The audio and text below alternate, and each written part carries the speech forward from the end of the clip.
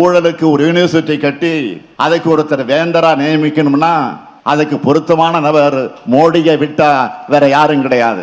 ஏன்னா ஊழலை சட்டபூர்வமாக்கின சாதனையாளர் மோடி தான். பாவிங்களா, நல்லா இருந்த தமிழ்நாட்டை ஊழலில் தள்ளுனவங்களே உங்கள் குடும்பம் தானே. சர்க்காரியா கமிஷன் சொல்லி உங்கள் கதை பூரா நாரிச்சு ஊழல் பண்ணீங்கன்னு 1976 நாரி போச்சா.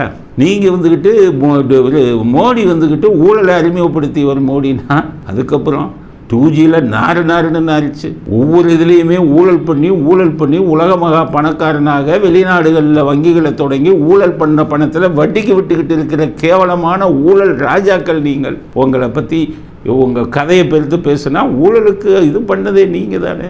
2 வருடத்தில் 30,000 கோடி வெக்கமில்லாமல் சம்பாதித்து கொண்டு நாங்கள் நேர்மையானவர்கள்னு அந்த நாட்டின் பிரதமரை போய் ஊழல்னு சொன்னீங்கன்னா அடிப்படை ஆதாரம் வேண்டாமா ஒரு முதலமைச்சராக நீங்கள்?